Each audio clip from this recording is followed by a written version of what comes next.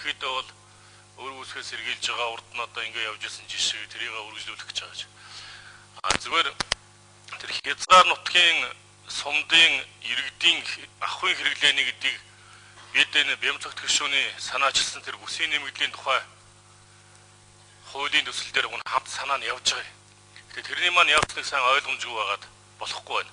Яагаад энэ хязгаар сумдын хөлийн сумдын тэр 18 гарцаар орж ирж байгаа зөвхөн иргэдийн шүү дээ.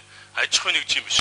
Иргэдийн ахуйн хэрэглээний эрчим захиргааны эрчим хүчийг гайл найтаас чөлөөлөх юм саналтай суугаад байгаа юм байна гэхээр тэр хязгаар сумд чинь нийгмийн үйлчлэгээ, энэ бизнес аж ахуйн үйлчлэгээ их өндөр өртөгтэй очдог. Аймгийн төв юм уу хот суурин газар сууж байгаа иргэдийн эдэлж байгаа эрхийг тэд эдлэх бас эрх зүйн боломжгүй зүйлүүд зөндөө байна. Хамгийн наазах нь хөлийн сумдын иргэд газар өмчлөх боломж байхгүй. Хөлийн бүс гэдгээр. Тэгээ одоо сумаасаа нэлээд анс газар зарим сумдын иргэдэд газар олгож байна, өмчлүүлж байна.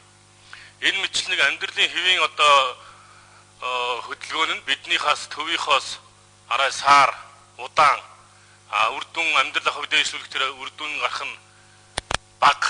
Ийм зүйл харагдаад байгаа учраас л энэ ядаж хэрвээ бүсийн нэмэгдлийн асуудлыг зохицоор нь хэлцэх боломжгүй бол зөвхөн эрчимгүй захиргааны эрчим хүчний асуудлыг гайл нөөтийн дотроос ахуйн хэрэглээ шүү. Компанитай гутгаад ингээс бодлуулад байна хариултан дээр. Ахуйн хэрэглээний иргэдийн гэр орондоо хэрэгжилж байгаа тэрийг нь одоо чөлөөлөё гэдэг юм хуулийн төслийг боловсруулах ажилд энэ Бямцогт гишүүн бид нар эхэлчихэд байгаа. Тэгэхээр энэ дээр мэрэгжлийн тусалцаа үзүүлэх хэрэгтэй эрчим хүчний газар.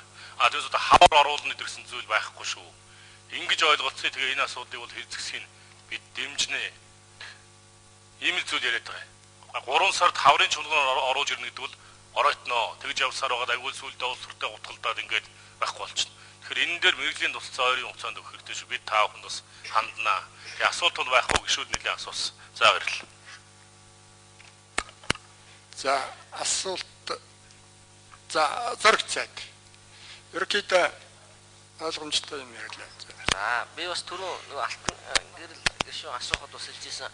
Гол нь бол энэ удаа бол энэ баруун бүсийн систем, томоохон систем гэдгээр нь оруулж ирж байгаа маа. Зүүн бүсийнхний хувьд бол ялангуяа аслагдсан зүүн бүсэд байдаг сумдуудын хувьд бол энэ асуудлыг дахин судалж ийж нарийн оруулж ирэхгүй бол аж ахуйн нэгжүүдийн хэрэглээ импортоор орж ирж байгаа захиргааны чинь бид нар энэ хэсэг нь одоо аж ахуйн нэгжүүдийн энэ хэсэг нь иргэдийнх гэж ялгаж болохгүй байна. Тэгсэн зүгээр шугамаар ороод ирж байгаа захиргаа юм чинь.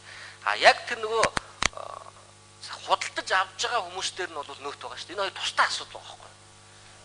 Өөрөөр хэлбэл импортоор орж ирж байгаа захиргааны чинь бид нэг шугамаар ороод ирж байгааг нь 50% нь аж ахуйн нэгжийг 50% нь иргэнийх гэж хувааж чадахгүй.